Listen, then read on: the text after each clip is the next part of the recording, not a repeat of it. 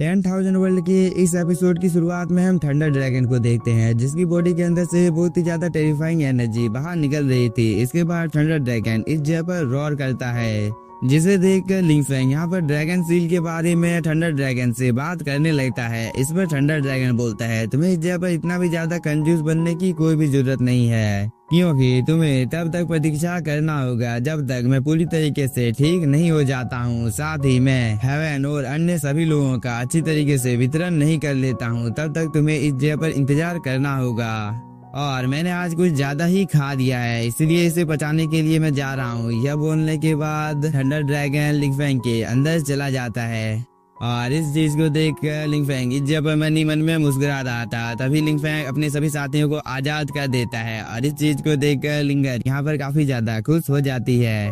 इसके बाद वो लिंग फेंग के गले से लगकर बोलती है, सच में वो ड्रैगन काफी ज्यादा पावरफुल था, क्योंकि थंडर ड्रैगन ने उस बुरे ड्रैगन को एक ही झटके में खा लिया, जो कि कोई नॉर्मल बात नहीं है। इस पर लिंग फेंग बोलता है, मेरे जितने भी ज्यादा दोस्त हैं वो सभी काफी ज्यादा पावरफुल हैं, इसलिए अब तुम्हें इस जगह पर कोई भी डराने की कोशिश नहीं करेगा, क्योंकि अगर इस जगह पर तुम्हें कोई भी डराने की कोशिश करता है तो मैं उसे जान से मार डालूंगा। इस पर लिंगर बोलती है, ये तो काफी ज्यादा खुशी की बात है, क्योंकि जब तक मैं अपनी सिस्टर को इस जगह पर ढूंढ नहीं लेती हूँ तब तक इन सभी लोगों को इस जगह पर रुकने के लिए बोलिए, क्योंकि जैसे ही मैं अपने सिस्टर को ढूंढ लूंगी इसके बाद हम सभी लोग अपने परिवार में वापस लौट जाएंगे और आप हुआंगफू फैमिली को एक अच्छा सबक सिखाएंगे। इस बात को सुनकर यंग मास्टर और ये एल्डर इस जगह पर काफी ज्यादा शॉक हो जाते हैं और यंग मास्टर तो इस जगह से अपनी जान को बचाकर भागने लगता है। तभी लिंग फेंग अपनी बेटी को बोलता है, लिंगर तुम इस जगह पर कुछ देर तक साटियान के साथ खेलो, क्योंकि मुझे इस जगह पर कुछ काम है। यह बोलने के बाद लिंग फेंग यहाँ पर अपनी पावर को एक्टिवेट कर लेता है।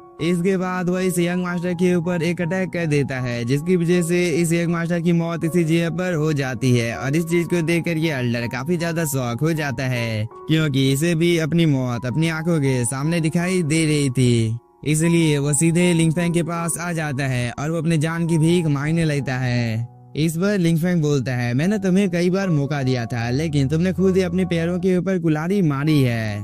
इस पर ये एल्डर बोलता है, मैं जियाओटियान का चाचा हूँ, इसलिए साओटियान क्या तुम इस जगह पर मेरी जान को बचा सकते हो, क्योंकि मैं अपनी बेटी के साथ तुम्हारी शादी करने के लिए तैयार हूँ। इस पर साओटियान बोलता है, तुम्हें इस जगह पर शायद से कोई गलतफहमी हो गई है, क्योंकि अब मैं खुद तुम्हारी बेटी के साथ शादी करना नहीं चाहता हूँ। तभी साओटियान के पिताजी बोलते हैं, इसे हम लोगों को जान से मार देना चाहिए। इस बात को सुनकर लिंग फेंग भी इस एल्डर को अपने अंदर में ऑब्जर्व करना शुरू कर देता है। इसलिए ये एल्डर इस जगह पर बहुत ही ज्यादा चिल्लाने लगता है और वो लिंग फेंग को बोलता है, ऐसा मत करो। लेकिन तब तक लिंग फेंग ने इस एल्डर को इस पोर्टल के अंदर में ऑब्जर्व कर लिया था, जिसकी वजह से इस एल्डर की भी मौत यहाँ पर हो जाती है। इधर हम लिंगर को देखते हैं, जो कि साओटियान के साथ खेल रही थी। तभी लिंग फेंग इसके पास आ जाता है और वो बोलता है, लिंगर तुम इस जगह पर कुछ और देर तक साओटियान के साथ खेलो, तब तक मैं तुम्हारी सिस्टर को भी ढूंढ कर इस जगह पर ले आऊंगा। इस पर लिंगर भी हाँ बोलकर इस जगह पर लिंग फेंग को किस कर लेती है। इसके बाद वो इस जगह पर शर्माने लगती है। तभी लिंग फेंग अपने मन में सोचने लगता है, हेवनली फॉर्मेशन को ढूंढने में अभी भी मुझे 2 या 3 दिनों का टाइम लग सकता है, इसलिए मुझे उम्मीद है कि तब तक मेरी छोटी बेटी मेरा इंतजार करेगी। इधर हम फेंगर को देखते हैं, जिसने अपनी बॉडी के आसपास में प्रोटेक्टिव बैरियर बना कर रखा था, जिसे देखकर इस लेडी को काफी ज्यादा गुस्सा आ जाता है, क्योंकि वह इस प्रोटेक्टिव बैरियर को कब से तोड़ने की कोशिश कर रही थी, लेकिन बहुत ही ज्यादा मेहनत करने के बाद भी वो फेंगर के इस प्रोटेक्टिव बैरियर को तोड़ नहीं पाती है। इसलिए वो अपने एक स्पिरिचुअल हैंड को यहाँ पर अपेयर कर लेती है और उससे वह फेंगर के ऊपर हमला कर देती है। लेकिन इस चीज की वजह से फेंगर की बॉडी के अंदर से बहुत ही ज्यादा हाई अमाउंट में स्पिरिचुअल एनर्जी बाहर निकलने लगती है, जिसकी वजह से इस जगह पर जितने भी ज्यादा कल्टीवेटर मौजूद होते हैं उन सभी को खड़े होने में प्रॉब्लम होने लगती है। इसलिए इन सभी ने अपने सामने एक प्रोटेक्टिव बैरियर बना लिया था। लेकिन फेंगर के अंदर से जो स्पिरिचुअल एनर्जी निकली होती है वो काफी ज्यादा पावरफुल होता है, जिसकी वजह से यहाँ पर एक ब्लास्ट होता है और इस चीज की वजह से ये सभी कल्टीवेटर दूर जाकर गिरते हैं। और इस चीज की वजह से ये लेडी यहाँ पर थोड़ी सी इंजर्ड भी हो जाती है और वो बोलती है, आखिरकार यह किस तरह की शक्ति है जिसके बारे में मैंने आज तक नहीं सुना है, क्योंकि इस लड़की की ब्लड लाइन काफी ज्यादा पावरफुल है। इसलिए क्या ऐसा हो सकता है कि इस लड़की के पास जो ब्लड लाइन मौजूद है वो ट्रू गॉड लेवल की है। इसलिए अब मैं इस जगह पर बिल्कुल श्योर हूँ कि इस लड़की के पिताजी एक गॉड हैं, क्योंकि इतना ज्यादा पावरफुल ब्लड लाइन तो एक गॉड के पास ही होता है।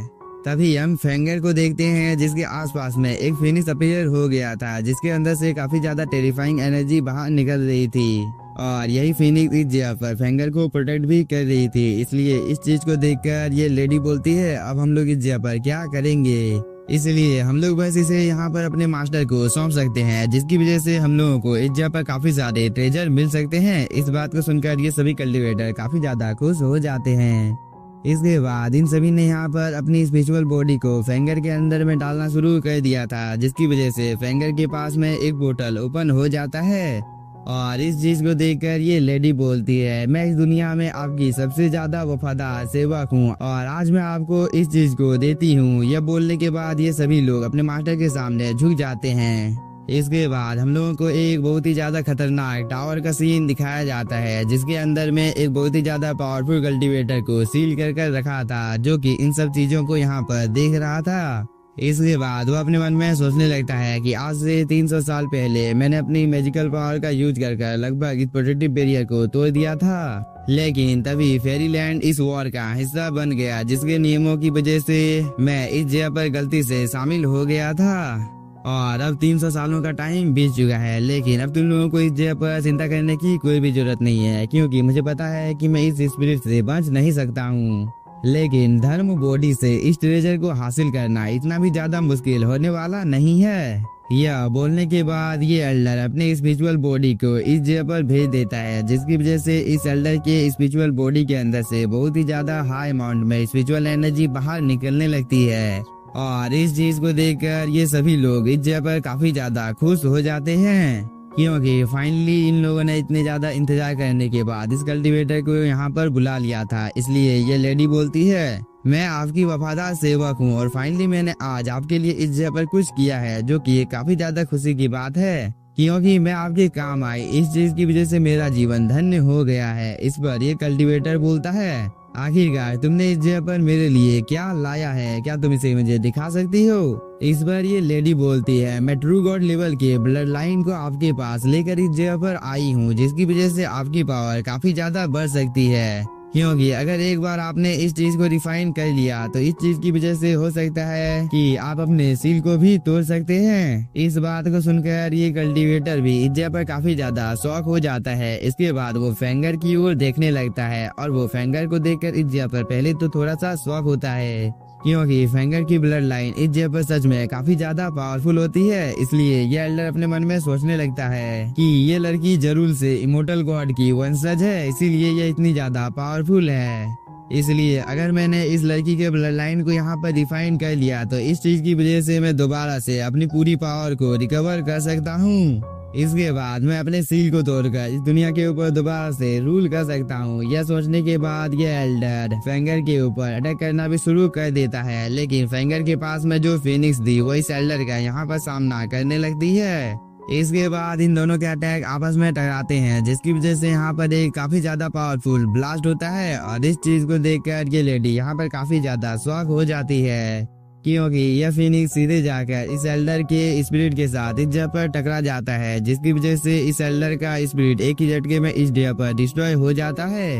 और इस चीज को देखकर इन सभी को यहाँ पर कुछ भी समझ में नहीं आ रहा था कि आखिरकार ये लड़की इस स्पिरिट को इतनी आसानी के साथ कैसे डिस्ट्रॉय कर सकती है। इसलिए इन सभी का रिएक्शन यहाँ पर देखने लायक था। इधर हम इस एल्डर को देखते हैं जो कि बोलता है सच में ये चीज बहुत ही ज्यादा इंटरेस्टिंग है और इस चीज में मुझे इस जगह पर काफी ज्यादा मजा आने वाला है, क्योंकि अब इस लड़की को मैं हम लोगों की दुनिया में लाने वाला हूँ। यह बोलने के बाद ये एल्डर इस जगह पर मुस्कुराने लगता है। दूसरी तरफ हम लिंगफेंग को देखते हैं, जिसने यहाँ पर एक स्पिरिट बॉल को समन कर लिया था।